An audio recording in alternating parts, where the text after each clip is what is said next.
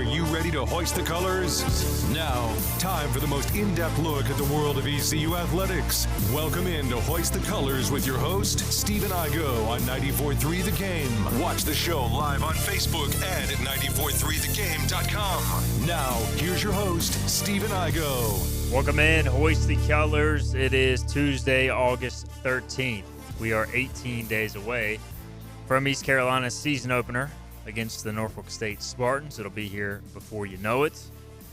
And we're excited about today's show. We'll introduce our guests here shortly. I want to remind folks, as always, you can get your latest practice coverage on hoistthecolors.net as well as our YouTube page on Hoist the Colors and also the 94.3 The Game YouTube social media pages. We have all the coverage from yesterday's press conferences with John David Baker, Blake Harrell, Mike Houston. Check that out on all of our social media accounts. Great stuff there. And we may recap a little bit later today with Philip. Philip Pilkington is producing today's show.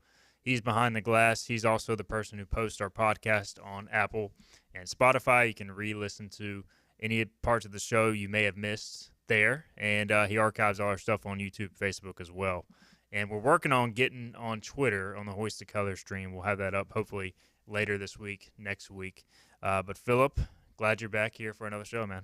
Glad to be back. It's a fun show, and our guest, I'll let you introduce him, but I've worked with him indirectly, but it's going to be fun to actually be on air for the first time ever with our guest. So I'm looking forward to this. I've only produced his stuff. Let's do it. Let's introduce today's guest. He is former ECU receiver and running back Macio O'Donald. Also had some time as a return man as well. Frequents team guy, I would introduce Maceo as. He moved around, did everything Coach Houston, his staff, asked him about. And we've had Maceo on the podcast a lot. This is his first time on our radio show. Maceo, welcome in, man. Man, appreciate it. Thanks, guys. Thanks, Philip, for the introduction, man. Happy to see you guys. Been a minute. Macio O'Donald is obviously now in the real world, and part of those real-world duties are being the sideline reporter for the ECU Sports Network. So last year was your first year doing that. Catch us up, Maceo. You're going to be back doing that again this year, and what else are you doing these days? Yeah, we'll be back. We'll have the same crew. We're just going to be doing home games this year, so I won't be traveling with the team. But, yeah, that was pretty fun last year. Good learning lesson for me. Got my feet wet in what I want to do kind of for my future. So it was pretty fun. The season wasn't too much fun as far as wins and losses, but hopefully this year we can make up for it. All right, Maceo, so take me through. You were a player, 5 years, right, at ECU. Mm-hmm. So you went through it as a player. You kind of had maybe a perception of the media side. What's it like being on the media side now from your perspective? I mean, it's fine. It's the same old thing. It's funny to see how it works, and it's really fun to actually be able to talk to the coaches and honestly get to see what they think about some things sometimes, because as players, you might not know, or you're just trying to focus on learning what you're getting in the install from week to week. But it's been pretty fun. I like it. I've always kind of wanted to learn the intricacies of the game and kind of the behind the scenes, but I've been loving it so far. Macio O'Donald, former ECU football player with us now, the sideline reporter. And also you do some writing as well for your paper where you're at now. So give the folks some insight there. Yeah, so I'm a reporter for the Carteret County News-Times located in Morehead City. We cover the high school sports here, so that's West Carteret High School, East Carteret High School, and Croatan High School, and also a little bit of Swansboro as well. So I'll be covering football coming up, I guess a week and a half from now, starting volleyball, men's soccer, and everything. So I'm excited about that. And every 2 weeks on Saturdays, I'll be coming out with a sports column. So check it out. It's called Just Say It. You can get that at carolinacoast.com. So I got to do a little bit of promotion while I'm up here on air. Absolutely. Check that out. Maceo doing great work. And I'll tell you what, we got a ton of positive feedback, Maceo, from our position previews on the podcast last year. And then obviously we teamed up on the SUP show as well as part of the ECU Sports Network as well. So enjoying that. And we're going to have you on, if not weekly, which is our hope, at least every few weeks during the season, man. So looking forward to working with you on the show. Should be a lot of fun. You bring obviously the great insights as a player, and you've got great skills as a reporter. So looking forward to having you be a part of the program. Macio O'Donald with us here on this Tuesday. All right, Maceo. So I do want to run over your background, your story for maybe those who haven't heard it before, because this is a bit of a new audience. You came to ECU, obviously, as a preferred walk-on, then ended up working your way onto scholarship. So give people the Macio O'Donald story. Yeah, I mean, you started it. Came into ECU as a preferred walk-on under Scotty Montgomery, his last season at ECU. So my first year, true freshman year, was under him, and my next 4 years was under Mike Houston. Exactly like you said, a hard worker. Coming in as preferred walk-on, you don't get all the opportunities sometimes. So that kind of maybe can relate to kind of the guy that I am off the field. But yeah, I mean, I loved all my time at ECU. We eventually got to turn the program around with Holton Ahlers kind of leading us, and Keaton Mitchell those last couple of years, Rajay Harris, CJ Johnson, Tyler Snead, Noah Henderson. So, I mean, had a really big group and kind of a special moment in time for me. A lot of times I still go back and look at my film, even though it is mostly only practice film, I'll go back and look at it. But it was definitely a fun experience for me.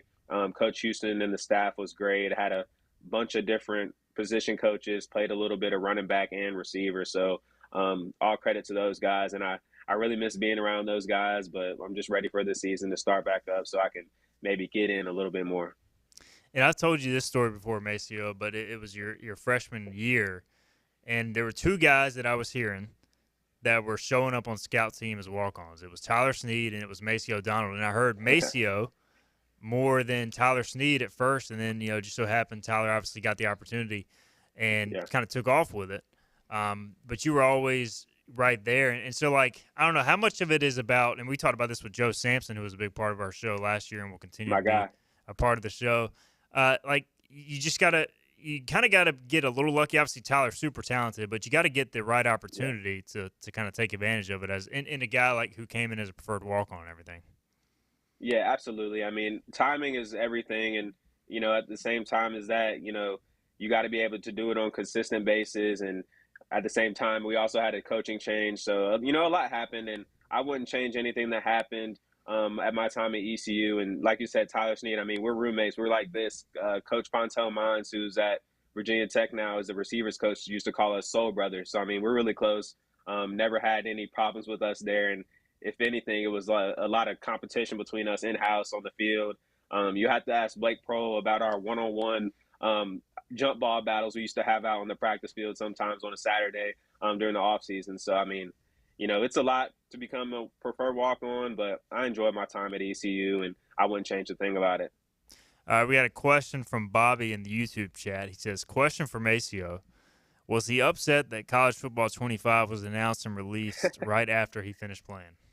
Yes, absolutely, because I thought it was going to come out. I think it was, 2 years ago? I think it was first slated to come out. So I was thinking I think that would have been my COVID year possibly, or fifth year that I would have been in the game.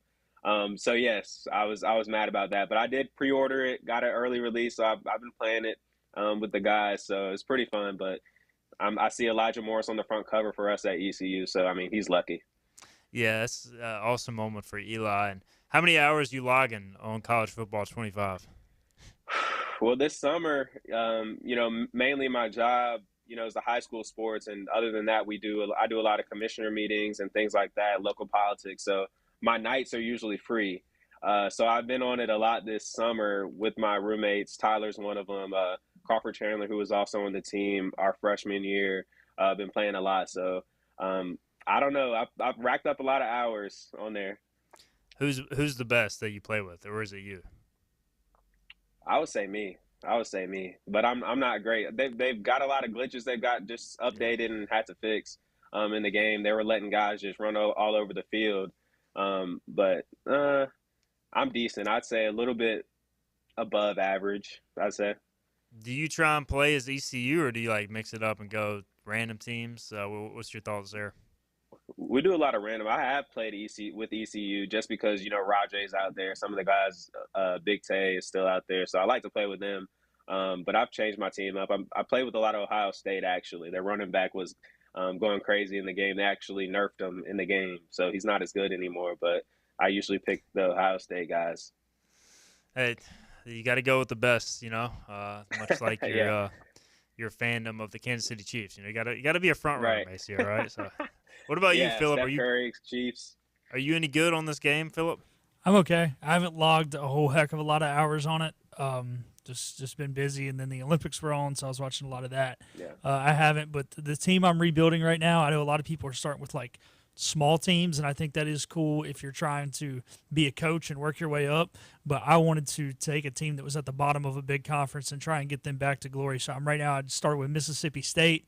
I got wrecked by an FCS school in my first game, and then I went to Arizona State and went on the road. So who knows? But clearly, the SEC competition is way better than Mississippi State. They're gonna have a terrible year based off this roster that I'm playing with, but I'm gonna try and rebuild them. But I've definitely used ECU a handful of times, and I did like a little mock season just to kind of get used to the recruiting. And I did 1 year with ECU, but I wanted to kind of get used to how everything goes before I got into a full-on dynasty and got myself fired in the first year. I'm gonna tell you what, guys. Heisman difficulty. I mean, it was tough, like when I was growing up. But on this game, oh my goodness. I mean, if you don't play flawless, you're gonna lose to the CPU. I've been embarrassed by the CPU multiple times already. What about you, Maceo?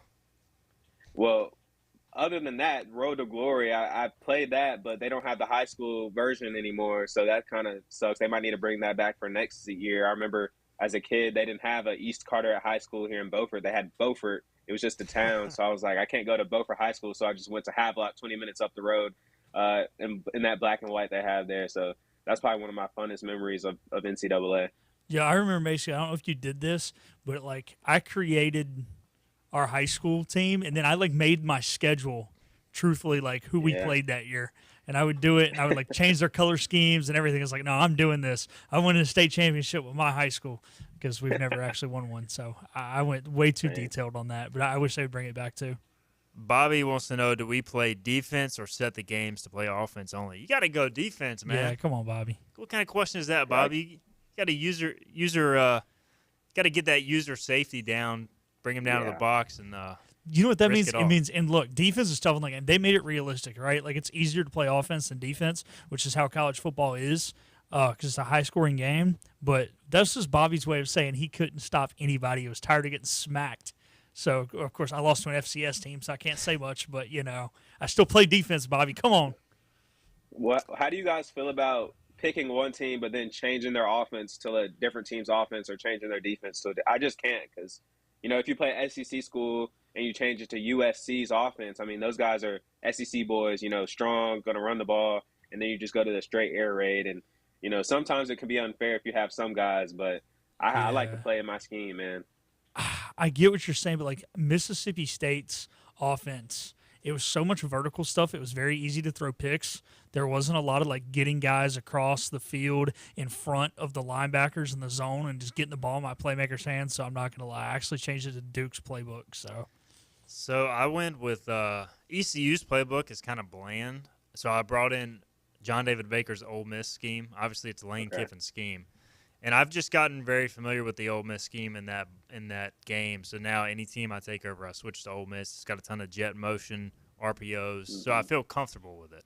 But I do like playing with different playbooks. If I'm playing like a game with something riding on it, though, I go with my familiar playbook. I like that we're breaking this down, though. This is great. Great radio. Bobby says, he couldn't stop a nosebleed, which is why he's going only offense. All right, I'll tell you what, let's get our first break in. We'll come back with Maceo. We'll switch gears. We'll talk real football. We'll talk preseason camp, and we'll break that down with Maceo. He's been through it multiple times. We'll talk about how important this time of year is. ECU going from Scrimmage 1 to Scrimmage 2 this Saturday. We'll discuss the jump they need to make, his thoughts on the quarterback competition, all that stuff on the other side. This is Hoist the Colors on a Tuesday. We will be right back. We're down to the final days of our summer sales event at Greenville Toyota. Lease new RAV4s, $319 a month. Test drive the redesigned 2025 Camry, all with our advantage. It's your last chance to save at Greenville Toyota. Acre Station Meat Farm, along with Lane Angus Beef, bring you Farm to Fork Beef. Stock your freezers now with affordable beef boxes, just in time for the grilling season. Farm to Fork Beef brings quality local beef to your family. From your traditional butcher shop, Acre Station Meat Farm. Come on down to Acre Station Meat Farm and find out why we're #1 in fresh cuts and friendly service. Acre Station Meat Farm, Highway 32 North, Pinetown. Other restaurants claim their food is fresh and fast, but are they friendly? At Moore's, you're treated like family the minute you walk into their doors. With locations in Winterville, New Bern, Swansboro, Morehead City, and Jacksonville. We've been practicing what we preach since 1945. At Moore's, our barbecue is slow cooked and smoked over real wood daily until it's so tender it's falling off the bone. Combined with our fresh chicken, cooked-to-order seafood, and homemade fixins, we're sure you'll agree. If it's not Moore's, it's less. You know what the problem is with standard belts? Usually you have to choose between too tight or the opposite, too loose. But with Anson Belt and Buckle, you don't have to choose. We got rid of the holes and instead have a track system designed for micro-adjustability. That way you can enjoy a perfect fit every time. Anson Belt and Buckle. Find your perfect fit today.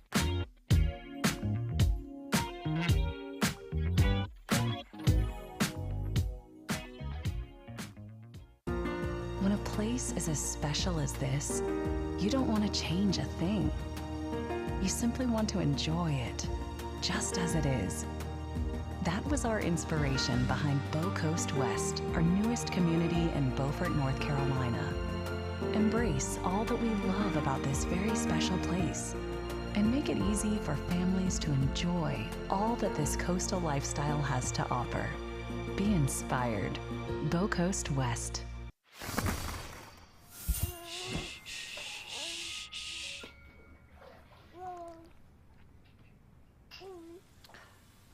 Dum-dum-dum.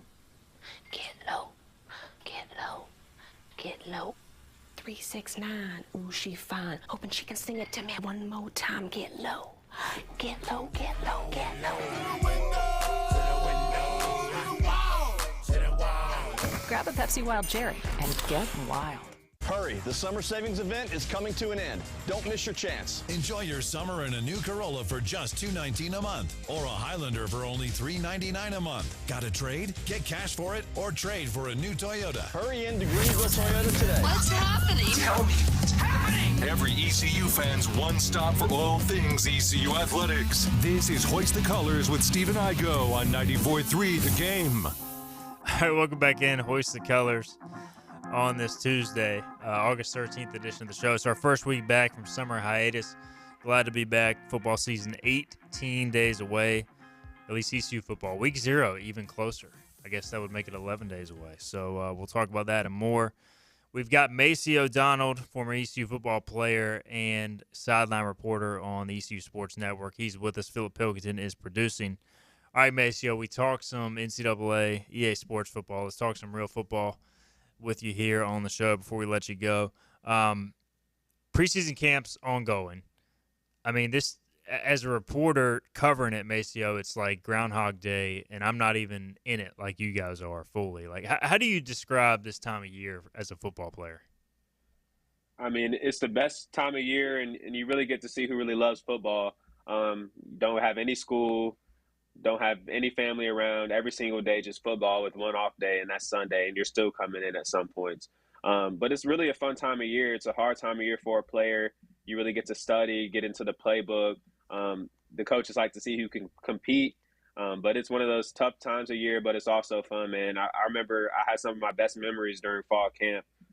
Actually, Miles Berry and Gerard Stringer and Noah Henderson, we've been sending videos back and forth with each other this week from memories that we've had 2-3 years ago today, or Snapchat, how they do that. But it's one of the best times of year, really. And you'll get hot out there, you'll be hurt, but the guys got to push through. No doubt, and obviously it was a tough year, as you mentioned, Maceo, and you guys that came in with that recruiting class, y'all really helped in a big way solidify, the turnaround of the program, and to see it kind of fall last season. It's a weird year because 2-10, like if you're on the outside looking in, you think it's just a complete disaster, and from a wins and loss perspective, it was, but it was mainly just the offense. Obviously, a lot of changes have been made with that. From your perspective, with John David Baker coming in, the quarterbacks, most of the defense returning, like what are your vibes from your vantage point going into this new season, this camp? Well, I'm just hoping it's not a regular thing. I'm hoping it was just an aberration what happened last year and just the offensive struggles that we had really from beginning to end. This offense with John David Baker, I think it's going to help us out a lot, maybe play to our strengths a little bit more, you'll see the slot receivers kind of outside the hashes, a couple yards outside the hashes, tempo. Maybe one side of the field will run a route and the other side of the field will be dead. And then tempo, the other side will have a couple routes combinations and then the other side will be dead. So, I mean, I think, to do what Coach Houston and that staff wants to do, which is run the ball, but also be able to throw it, I think that would help us out a lot, getting a lot of those linebackers and nickels outside of the box and maybe opening up that run game a lot for Javius Bond and Rajay Harris.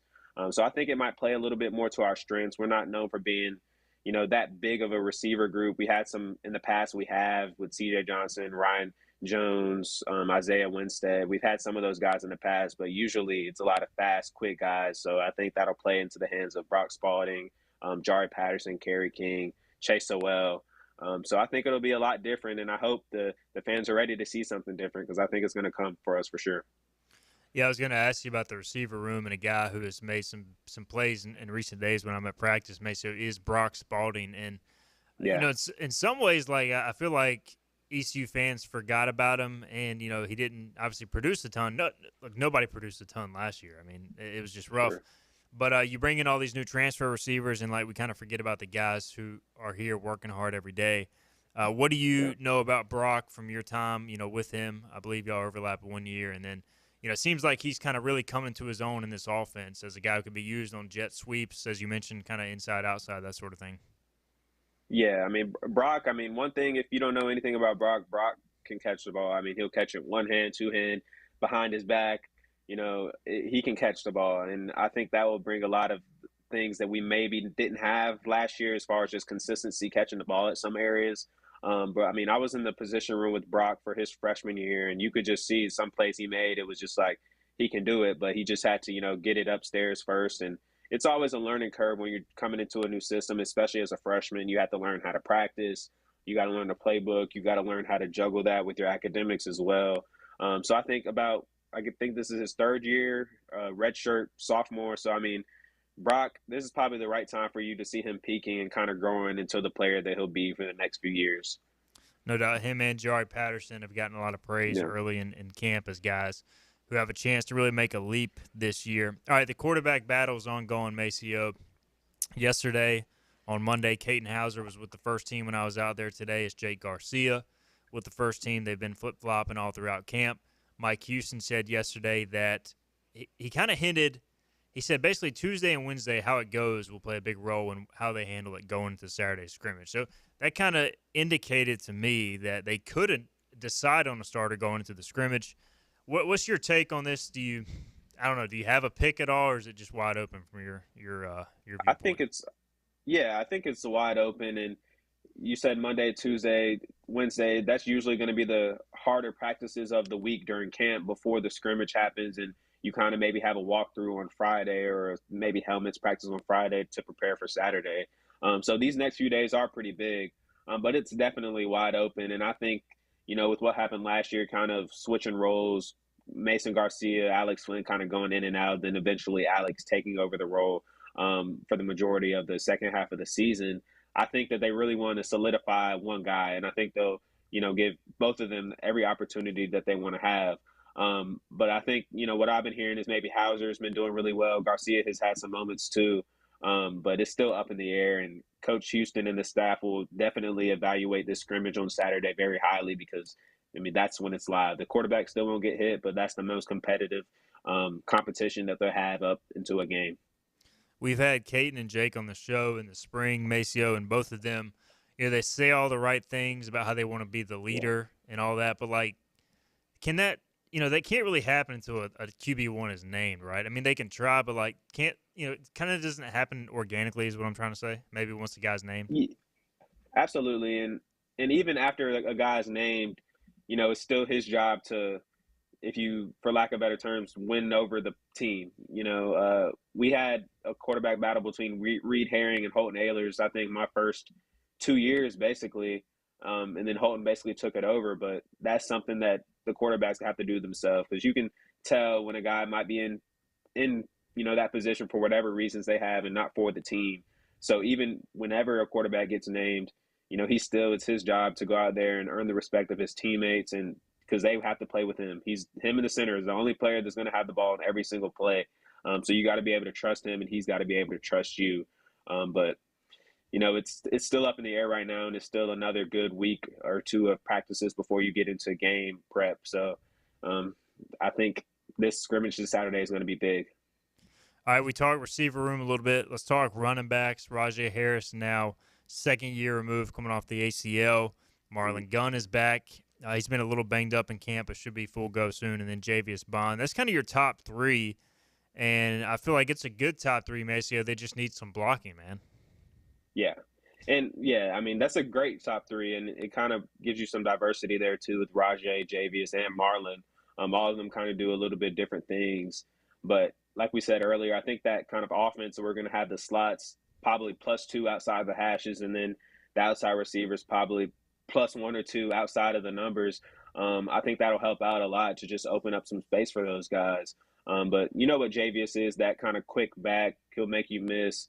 I think he had a pretty great freshman year last year. And then Rajay just coming into a full offseason healthy, a veteran, knows what to do, kind of I'm sure the leader on the team, because he was a leader, as a young guy. So, I mean, those guys can do a lot. And also Marlon Gunn, who has a lot of playing experience. He didn't get much last year, but his freshman year also had a lot of experience. So, I mean, you can go either way you really want to go there. Maybe you will see all of those guys, but I would probably guess to see Rajay and Javius a lot this year. So early in camp, Maceo, I don't know if you saw this or not, but basically the first or second day of practice, there's a couple of younger backs on the team that are still finding their way, and I guess one of them got too hot and wasn't able to go in with the third team. So Rajay jumped in with the third team. That made Coach Houston mad. Then it happened again in the scrimmage on Saturday. I guess, third team offense again was in there.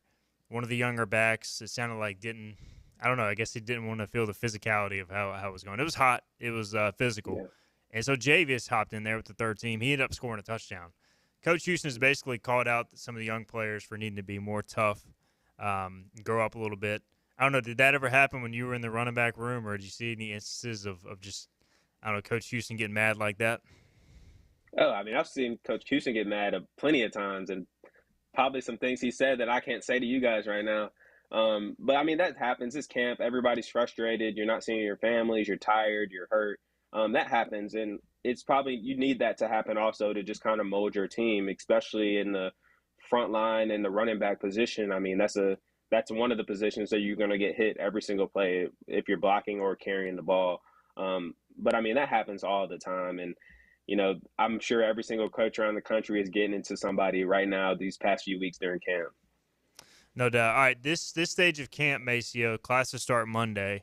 Scrimmage 1, I would say, like the defense largely had its way today at practice. When we were out there, again, limited sample size, the defense had its way. And this, I want to say, too, this is not uncommon. Defense usually dominates early in camp. Even when you guys had an experienced quarterback, that was typically the case, right? Yeah, absolutely. I think every year besides my probably freshman year and that true freshman year, Coach Houston's first season, I mean, every year besides those first 2 years, the defense probably was killing us, at least for the first half of camp. But that has a lot to do with just learning the offense, running a lot of basic plays that the defense already knows that we ran all spring long, and also being a defensive player is more reactive. Not saying you don't have to learn anything and know where you're supposed to be, but it's a lot more reactive and a lot less thinking and more instincts. But that happens a lot, and I think that the guys, especially with these two new quarterbacks, are just working on timing, things like that, not to mention the new offense as well. But they'll work out those things. I think, they're probably going to try to make things as simple as possible for the guys as well. Like I mentioned earlier, you're going to see a lot this year where one side of the field is going to be running routes, the other side is dead. So it's going to be a simple thing to learn. It's probably just timing and rhythm and just getting to know one another out there. Last thing for you, Maceo, going from scrimmage 1 to scrimmage 2, this is, obviously you'll have some live periods in the third week before game week, but this is, the last real big litmus test, I would say. How big is this scrimmage and for ECU as a team to make a jump this week going into school starting? Yeah, I mean, as a player, this is your last chance to kind of show what you've got and maybe make a push if you're a second string guy, maybe to be a first string player. If you're a third guy, getting second string and possibly making the bus this year. and the travel squad. So, I mean, it's a huge – for guys like me, this last week of camp was always pretty big. I think I was on scout team a little bit of my true freshman year and a little bit more my second year under Coach Houston, their first season, and nobody wants to be on scout team. And so I know a lot of guys will be trying to fight their way up the roster. So, I mean, this last week is huge. And as a coach, you're trying to see who your guys are going to be. You're going to see who you can rely on when you're actually getting hit after you've been through 2 weeks of brutal camp where you're hurt and tired, and kind of the same situations you're going to be in this fall and getting into the winter. But this last week is huge. I mean, I'm sure a lot of the guys who are kind of on the verge are very excited, and even the guys who have kind of solidified themselves like a Deontay Johnson or Elijah Morris, they're excited as well. But for coaches, they're getting their last chance with these guys before school starts. And I'm just going to be honest, people start getting back on campus, you can get distracted. So this is going to be a huge couple of days and a huge scrimmage and a huge evaluation for a lot of these players. He is Macio O'Donald. Check him out on X at Macio O'Donald, Maceo, and then Donald, all one word. Maceo, hey, this was outstanding stuff. You can also hear him, of course, on ECU Sports Network as a sideline reporter all year on the ECU Sports Network. So appreciate it, man. We're looking forward to having you be a part of the program. We'll obviously talk a lot of ECU, but also some NFL, other sports as well throughout the year, man. But this was a blast. Appreciate it, dude. Yeah, appreciate it. See you Saturday. Absolutely. That is Macio O'Donald. We'll catch up at the scrimmage for sure this Saturday. All right, let's get a break in. We'll come back. Philip and I will transition. We'll talk maybe some of the press conference news from yesterday with John David Baker, Blake Harrell, and Mike Houston. Also, we've got our next conference preview to get to. We're going to talk Sun Belt. And no, we're not going to talk about ECU joining the Sun Belt like a lot of ECU fans do. We're going to actually preview the upcoming season, pick a winner, all that. This is Hoist the Colors on a Tuesday. We'll be right back. Hi, I'm D.R. Alligood. And I'm his daughter, Jessica. For 11 years, we have built quality driveways and parking lots for both your residential and commercial needs. We also offer free on-site quotes to have your custom driveways built the way you want. 252-946-1227. You know what the problem is with standard belts? Usually you have to choose between too tight or the opposite, too loose. But with Anson Belt and Buckle, you don't have to choose. We got rid of the holes and instead have a track system designed for micro-adjustability. That way you can enjoy a perfect fit every time. Anson Belt and Buckle. Find your perfect fit today.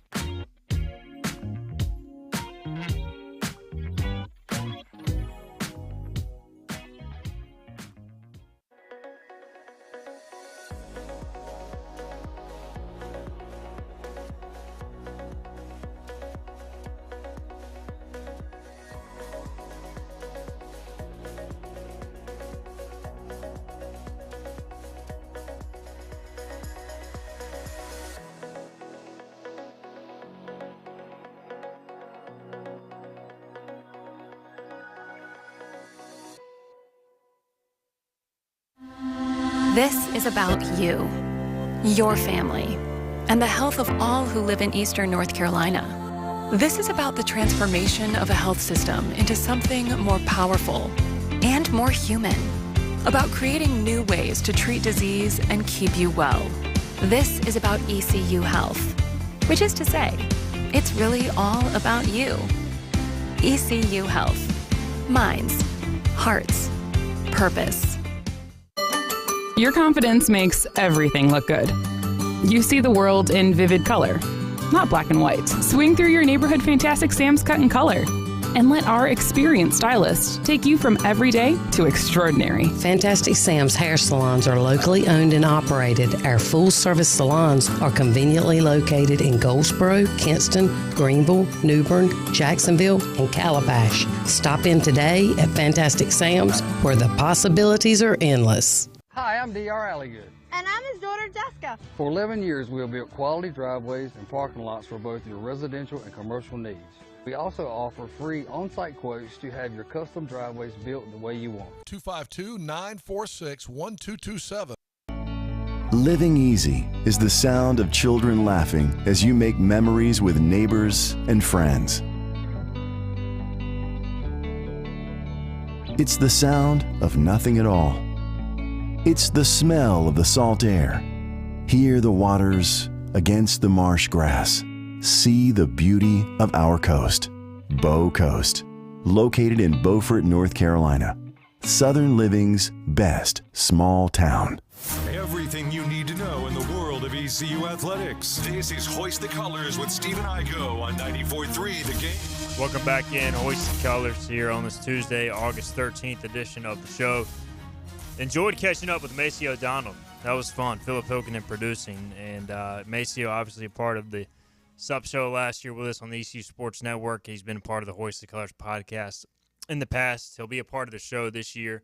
We're going to try to make it happen weekly, depending on his schedule, but at least every few weeks for sure. Again, we'll also have Kevin Monroe joining the show a good amount this year as well, former ECU DB, also the color analyst on the ECU Sports Network for the Pirates. All right, looking forward to having Maceo on again, but that was great. Okay, so we're going to do our latest conference preview here in a minute. We did the American yesterday. Philip and I are going to run through each conference. We're going to do all group of 5 conferences first and then pick our playoff participant from the group of 5 before we do the Power 5. So we'll do Sun Belt here in a minute. I do want to hit on the press conferences yesterday. We're not going to play any audio. You can check that out, 94.3 The Game, the YouTube pages. Also, Hoist the Colors. We got all the – if you don't want to listen to it, we got all of it transcribed. And thanks to AI, by the way. It's amazing, Philip, I can plug in a file – and they can transcribe an entire 10-minute press conference. Now, they do screw up a lot of words, especially with some of the southern dialect on the staff. But it saves me about 3 hours of typing. So I just got to go back and read it. But it helps. You can check out the transcript online. Anything you took away from those press conferences yesterday that really stood out? Yeah, I think the big thing, and maybe the only thing we'll hit on because we go forever on it, was it seemed like Mike Houston said that he wants a starter by Saturday without actually saying that he wants a starter by Saturday. I don't remember exactly what he said, but other than they want one sooner rather than later. But then I remember him kind of hinting at like, hey, this is the last scrimmage. This is the dress rehearsal, and which it is. And I think they want to know their guy. So I don't know if they'll do it publicly, and I don't even know if someone will have separated themselves enough for that to happen. But I think if Mike Houston and John David Baker had it their way, they would know their starter middle of this week and treat Saturday with the ones as if it were August the 31st. All right, so here's the quote. Well, and I asked him, is there a timeline to name, or are they going to continue to rotate? He says, quote, well, I think we want to make a decision sooner than later. I think that it depends on how these 3 days go this week, Monday, Tuesday, Wednesday, as to how we continue it on into Saturday. So, I mean, basically, yeah, I agree. I mean, it kind of reads as if they would almost like to have a starter going into Saturday. Now, through the first, again, Monday, Tuesday, Wednesday, Maceo mentioned it, those are your heavy workload days. And then Thursday, Friday are more like fine-tuning, special teams, walkthrough day. So today was Jake Garcia. Monday was Caton Hauser. If they continue to flip-flop, Caton Hauser would go Wednesday with the ones, and then maybe they try to make a decision there. Here's my question, Philip, and I think I know the answer, but I want to ask you just because. The only other time we're going to talk to Coach Houston this week is Wednesday night. They are scheduled to have a night practice. We don't get to talk to the coaches after Saturday's scrimmage. We don't get to talk to them until Monday's media day. So is there any chance they would announce the starter Wednesday night, or are we just going to have to figure it out otherwise, or basically wait till media day? I think we 100% have to wait, because even if they make the decision after Wednesday, that'll be something after they've looked at the film of practice on Wednesday. I think Tuesday and Wednesday are their biggest heavy lifting days. Obviously, Monday is a solid one with Mondays and Shells, and they're going to evaluate today's tape and tomorrow's tape and then make a decision probably Thursday morning if they do so make the decision prior to Saturday. So therefore, I do not think that we find out anything until Monday publicly. Obviously, if you attend the scrimmage Saturday, maybe you find something out by default. But yeah, I don't see anything. I think obviously we'll have to ask him the question, and then he'll just say, "Hey, we're really evaluating what happened this week, and we're going to make the best decision to put us in the best situation on Saturday." Got to look at the film. Which, I mean, I get it. You got to break it down from the film. My other question is this: could they release a statement naming a quarterback with no media availability. I feel like that's happened before, maybe not at ECU. And then we just have to wait till the press conference to ask questions about it. Or would they just hold it? I guess you just hold it at that point because why announce it early? But I feel like just knowing how these things go, Phillip, if they announce one or if they don't announce one and they decide on one Thursday, Friday, Saturday, I'm gonna find out, and then I'm going to have to decide if I'm going to release it or wait till media day. Just because there's too many people that talk. Yeah, I think that's the tough thing, right? Like, I think in a perfect world, they don't want to release a statement. You know, this is not, hey, this kid had a season-ending injury, we're putting a statement out kind of thing. This is a naming a starting quarterback in what is probably the biggest QB competition since Carden was here. So, yeah, but obviously they know that there will be eyes on them at some point during the scrimmage. I don't know. Are we allowed to go to the whole thing on Saturday? I don't know. Probably not. Probably not. We'll probably only be allowed to be there the last 25 minutes anyways, which is when, like, the kids who are just trying to make special teams, the travel team will be playing. But, you know, they obviously, if they do name one, they don't want us to figure it out. But you can let me know what you see Saturday because I'm going to Red Sox Orioles. So you're my eyes and ears on the ground at the scrimmage.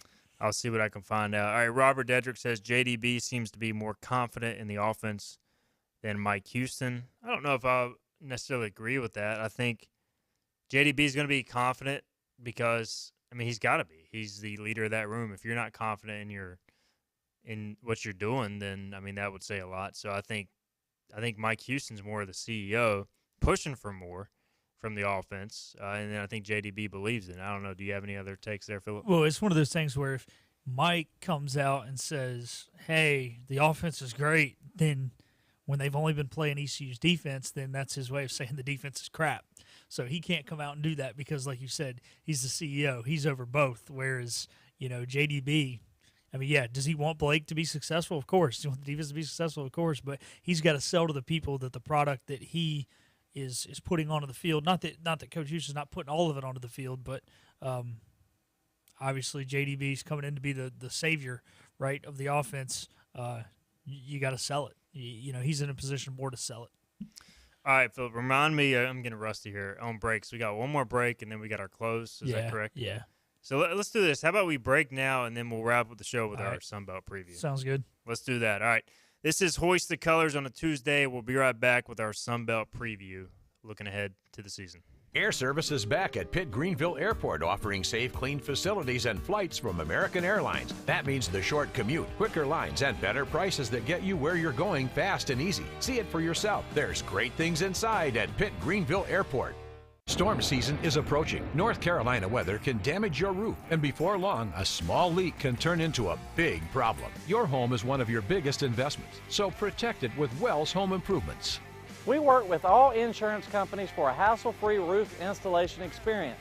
Call us today and get 10% off your roof installation when you mention this commercial. 252-227-8403 or visit us online at wellshomeimprovements.com. Wells Home Improvements. Local, honest, dependable.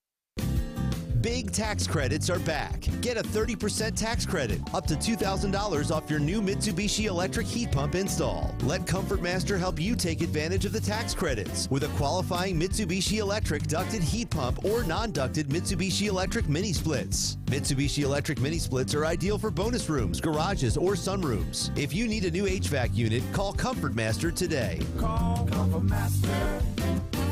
Call Comfort Master.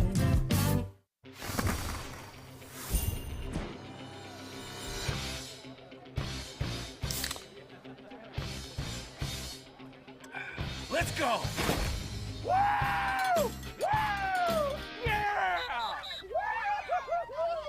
Football time! Set the tone. Kyle, tie your shoes, Yeah, good job. Woo! Yeah! Grab a Pepsi Wild Cherry and get wild. When a place is as special as this, you don't want to change a thing. You simply want to enjoy it, just as it is. That was our inspiration behind Bow Coast West, our newest community in Beaufort, North Carolina. Embrace all that we love about this very special place and make it easy for families to enjoy all that this coastal lifestyle has to offer. Be inspired. Bow Coast West. Summer is here and Sawyer's Fun Park is having a toddler summer special. From 10 a.m. to 12 noon, Monday through Friday, Sawyer's has a $10 2-hour unlimited pass for ages 2 to 4. That's one toddler and one parent for just $10 every weekday morning. Sawyer's Fun Park summer hours are Monday through Thursday from 10 to 8, Fridays and Saturdays from 10 to 9, and Sundays from 12 to 8. Book your tickets online at SawyersFunPark.com and beat the heat this summer at Sawyer's Fun Park. Air Service is back at Pitt Greenville Airport, offering safe, clean facilities and flights from American Airlines. That means the short commute, quicker lines, and better prices that get you where you're going fast and easy. See it for yourself. There's great things inside at Pitt Greenville Airport. We're live with Stephen Igo on 94.3 The Game. Hoist the Jolly Roger! Now, back to Hoist the Colors. Come back in, Hoist the Colors. This Tuesday is August 13th.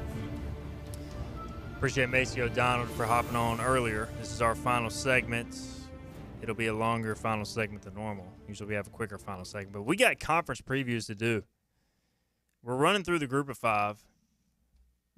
I guess that's still a term. Is it now like Power 4, Group of 5? Where does the Pac-12 fall into this? Where does the 2-team Pac-12? Did we just not even include that in the conference? They're like independents, aren't they? They play a heavy Mountain West schedule, but aren't they? I don't know. They're like still officially part of the Pac-12, I believe. But, yeah, they do play the Mountain West. So we got to figure out how to – I guess we'll incorporate Oregon State and Washington State in our Mountain West preview. Yeah, we can. The weird thing, though, you go back to your first question. So is there even a Power 4 anymore?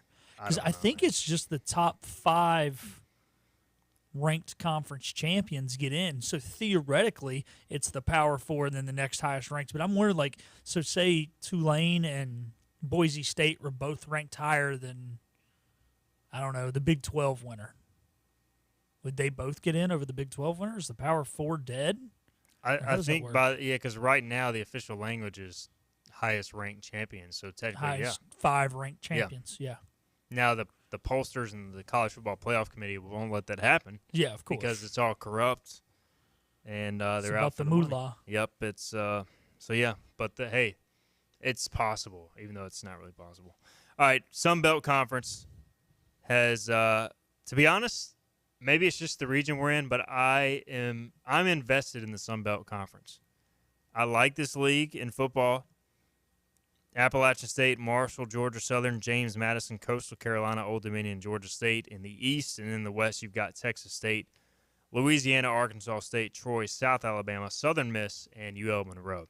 All right, so I think this is a fun league, entertaining league. Quick overall thoughts, Philip, on this conference. I'm a fan. How about you?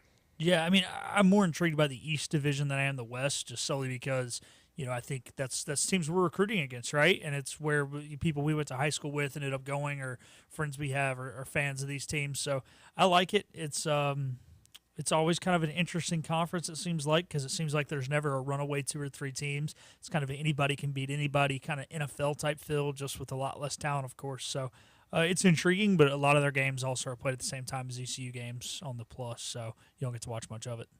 All right, we're going to run through our categories like we did with the American. We'll start with first the player from the Sun Belt that has your attention, Philip Pilkington. I'm gonna go Jordan McLeod. He is the quarterback at Texas State. He's been around the league. He was at South Florida. He was at Arizona. He was most recently at James Madison as the starter there. So this is a guy who's been a lot of places, and Texas State is one of the front-running favorites to win this league.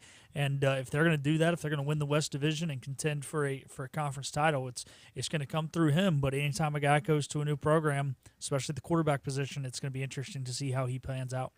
I'm going to go with Caden Robinson, and this is a bit of a homer pick because I got to know Caden a little bit when East Carolina was recruiting him. He ended up going originally to a much bigger school, and then he ended up transferring back to Appalachian State. I can't even remember where he went now. I'll have to look it up after the show. But it was down to ECU. Maybe it was UCF. Yeah, he started at UCF, which isn't even that much of a bigger school. But he went to UCF, didn't play a whole lot there, then transferred back to App State. He was recruited by ECU out of high school. Same high school as Alex Flynn. So I'm going Caden Robinson, 900 receiving yards last year for App State. He'll be very good again this year for the Mountaineers. All right, next category, random team in the league that we're looking forward to watching. Philip. I'm going to go with South Alabama. This is a team who's, I think they're projected about middle of the conference, but they brought Major Applewhite in. He was, well, actually they didn't bring him in. He was their OC and quarterbacks coach, but he's previously been a head coach at Houston and was actually pretty successful at Houston. I don't think he got fired. I think he took like a coordinator job at a power school. So they're a team who's been a contender in this conference for a while, but I think they're projected maybe third or fourth in the West Division. But anytime you can get a guy who's been as some of the programs that they've been at, and then and been a head coach, and then to come back and head coach in a smaller conference, I think they could be interesting to see what those guys do. I'm going to go with the Southern Miss Golden Eagles. Again, this is a bit of a homer pick because I grew up watching East Carolina play Southern Miss. It was a great rivalry. And unfortunately, Southern Miss has fallen on some hard times, much like ECU. 3-9 last year. Will Hall is back for his fourth year as the head coach, despite records of 3-9, 7-6, 3-9. This is a huge year for him. They did bring in Tate Rodemaker, the quarterback from Florida State. We'll see how he does. And I feel like they were better last year than 3-9. And I'm just always intrigued by Southern Miss. They have a more manageable schedule this year. They do play USF at home, which will be an intriguing game. But I'm going to go with the Golden Eagles. Huge year for Will Hall, head coach. Otherwise, if he struggles, Southern Miss may be looking for a new coach. All right, I want to ask you something because you said it's kind of a homer pick. And being around people who've been around East Carolina a lot longer than I have, I've always wondered about that. So ECU and Southern Miss was a rival, but was it like a friendly rivalry? Like you hated them when you played them, but – I didn't know if it was one of the – because, like, people were like nowadays are like, I want Southern Miss to be good again. Like, is it that you wanted them to be good when they weren't playing ECU? Like, how did that work? It was more of a mutual respect rivalry back in the day because I would say both teams – obviously, they had a Conference USA tie, but they played well before that. And both teams are very similar. You got Southern Miss with Ole Miss, Mississippi State that were kind of overlooked, seen as little brother. ECU, very easily compared with that to North Carolina, NC State. And both teams were good.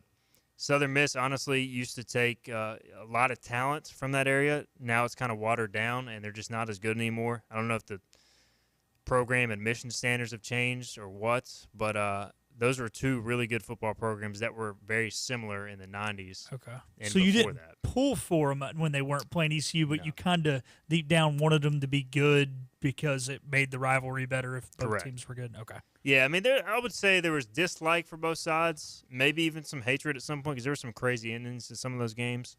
But, like, it was more of a mutual respect rivalry than anything. All right, who finishes last in the Sun Belt? I got UL Monroe. I feel like UL Monroe is definitely going to finish last because when do they not finish last? Yeah, I don't know. They're bad. They're pretty bad. I'm going UL Monroe as well. Dark horse title contender. I like Georgia Southern. They're turning a lot on offense. They got some upperclassmen on the offensive line, some upperclassmen weapons that played a lot last year that will, I think, keep them in every game. And if you're a team that stays in every game, regardless of who you're playing, you stand a chance to win. I'm going to go with the Marshall Thundering Herd. Charles Huff has been very up and down, and I don't know exactly what their quarterback situation is, but I feel like they're due for a breakthrough year. They do play Appalachian State at home. They do have to go to your dark horse, Georgia Southern, and they've got a tough road game at James Madison. But looking at their overall Sun Belt slate, I think they've got a chance. If they can beat App State at home in what should be a fun game, maybe the Marshall Thundering Herd can make a move for the title. All right, championship game. Who do you have making the Sun Belt title game? I'm going to probably get stoned when I walk out of the radio station for this, but I've got App one in the East and Texas State one in the West. I have the same. I've got the same as well. Was kind of tempted to go Louisiana or Arkansas State over Texas State because I'm kind of scared of the hype Texas State is getting. What is it? G.J. Kinney is the coach there. I think so. And just they're almost getting like too much hype for having one decent season. So I worry about that. But I'm going with App State, Texas State as the title game. App State schedule, I think from a Sun Belt perspective, is manageable outside of the back-to-back road trips at Marshall, at Louisiana. We'll see how they handle that, but they get JMU at home. All right, champion of the league, Philip. I think Joey Aguilar leads the Mountaineers to the title. I'm going to go App State as well. I think App has not won the championship under Sean Clark in the Sun Belt, and I think this is the year they get it done. Now, I do think they lose back-to-back. I think App State may even lose 3 non-conference games. They play at Clemson, at ECU, and Liberty. But I think their Sun Belt schedule is manageable. I will say their start to the year, East Tennessee State, at Clemson, at East Carolina, South Alabama on a short week Thursday night game, Liberty at Marshall, at Louisiana. That is a pretty brutal first 6 games. I think the Buccaneers are not a bad team, are they? East Tennessee State, aren't they usually solid? They're respectable. Yeah, I know it's an FCS game. Yeah. But the point is, it's not like they're going to go out there and win 77-0 or something. So App State is our pick from the Sun Belt. Thus far, we've got App State, and I've got UTSA. You have who'd you pick from the American? I picked the Green Wave. You've got Tulane. So those are our potential group of 5 playoff contenders. Maybe there will be even multiple. We'll find out as we go forward. Next time, we'll find out. I guess we'll do the Mountain West next because I'm not ready to do the MAC and I'm not ready to do Conference USA, the newest version of Conference USA. Yeah. We can probably do those after the Power 4. I don't even know. They're not going to give you a play. Well, I guess Liberty could make the playoff. Liberty's your only shot. All right, we'll break that down. We'll try to do Mountain West later this week. We got Kim McNeil, women's basketball coach, tomorrow. We'll also have more ECU practice updates as well. This is Hoist the Colors. See you tomorrow. This has been Hoist the Colors with your host, Stephen Igo. Tune in weekdays at noon for all things ECU sports. Get a recap of the show at 943thegame.com, on Twitter, Facebook, or anywhere you get your podcasts. We're back tomorrow with more of Hoist the Colors on 943 The Game.